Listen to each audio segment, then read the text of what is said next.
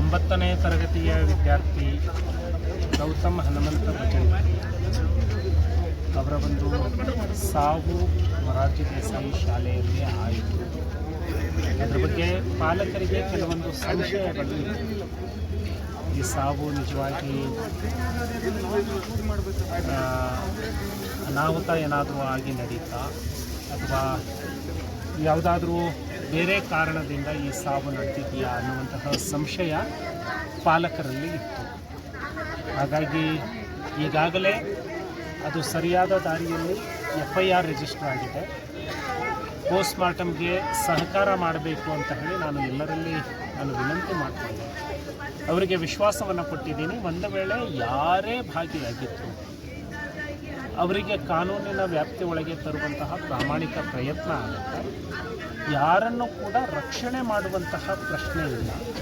ಅದೇ ರೀತಿ ಒಬ್ಬ ಸಾವಿನ ಸತ್ಯತೆ ಏನು ಅಂತ ಹೇಳಿ ಆ ಕುಟುಂಬದವರಿಗೂ ಗೊತ್ತಾಗಬೇಕು. ಈ ನಿಟ್ಟಿನಲ್ಲಿ ನಾನು ಎಲ್ಲ ಅಧಿಕಾರಿಗಳಿಗೆ ವಿನಂತಿಯನ್ನು ಮಾಡಿದ್ದೇನೆ.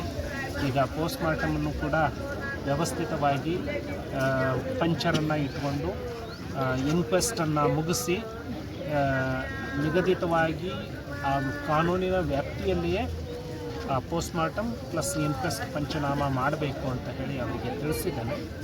ಮಾನ್ಯ ಜಿಲ್ಲಾಧಿಕಾರಿಗಳಿಗೆ ನಾನು ಮಾತನಾಡಿ ಮನವಿಯನ್ನು ಮಾಡಿದ್ದೀನಿ. ಕೇವಲ 5 ಲಕ್ಷ ಅಲ್ಲ, ಈ ಕುಟುಂಬಕ್ಕೆ 20 ಲಕ್ಷದವರೆಗೆ ಒಂದು ಪರಿಹಾರವನ್ನು ಕೊಡಬೇಕು ಅಂತ ಹೇಳಿ ನಾನು ವಿನಂತಿಯನ್ನು ಮಾಡಿಕೊಂಡಿದ್ದೇನೆ. ಮಾನ್ಯ ಜಿಲ್ಲಾಧಿಕಾರಿಗಳು ಕೂಡ ಸಕಾರಾತ್ಮಕವಾಗಿ ಇದಕ್ಕೆ ಸ್ಪಂದಿಸಿದ್ದಾರೆ. ಸೊ ಒಟ್ಟಾರೆಯಾಗಿ ಇಂತಹ ಘಟನೆಗಳು ಎಲ್ಲಿಯೂ ಕೂಡ ನಡೀಬಾರದು.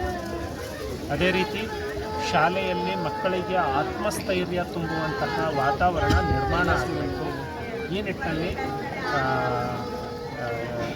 ಏನು ಕ್ರೈಸ್ಟ್ ಸಂಸ್ಥೆ ಇನ್ನೂ ಹೆಚ್ಚು ಸುಧಾರಣೆಯನ್ನು ತರುವಂತಹ ಕೆಲಸವನ್ನು ಮಾಡಬೇಕು. ವಿದ್ಯಾರ್ಥಿಗಳಲ್ಲಿ ಕಾನ್ಫಿಡೆನ್ಸ್ ಲೆವೆಲನ್ನು ಹೆಚ್ಚು ಮಾಡುವಂತಹ ಪ್ರಕ್ರಿಯೆಗಳು ನಡೀಬೇಕು.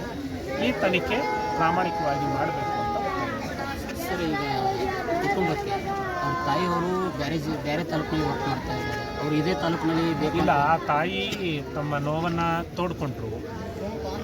ಯಾಕೆ ಅಂದರೆ ಈ ಮಕ್ಕಳು ತಂದೆಯನ್ನು ಕಳ್ಕೊಂಡಿದ್ದಾರೆ. ಅಂದರೆ ಹೆಣ್ಣುಮಗಳ ಗಂಡ ಶಿಕ್ಷಕರಾಗಿ ಕೆಲಸ ಮಾಡ್ತಾಯಿದ್ರು. ಅವ್ರದ್ದು ಕೂಡ ಅಕಾಲಿಕ ಸಾವು ಆಗಿದೆ. ಅನುಕಂಪದ ಆಧಾರದಲ್ಲಿ ಈ ಹೆಣ್ಣು ಮಗು ಅಂದರೆ ಆ ಮಗುವಿನ ತಾಯಿ ಕೆಲಸ ಮಾಡ್ತಾಯಿದ್ದಾರೆ. ಇರುವಂತಹ 3 ಮಕ್ಕಳನ್ನು ನೋಡ್ಕೊಳ್ಳುವಂಥದ್ದು, ಅಲ್ಲಿ ಹೋಗುವಂಥದ್ದು ತೊಂದರೆ ಆಗುತ್ತೆ. ಇದನ್ನು ಅಧಿಕಾರಿಗಳಿಗೆ ಹೇಳಿದ್ದೀನಿ.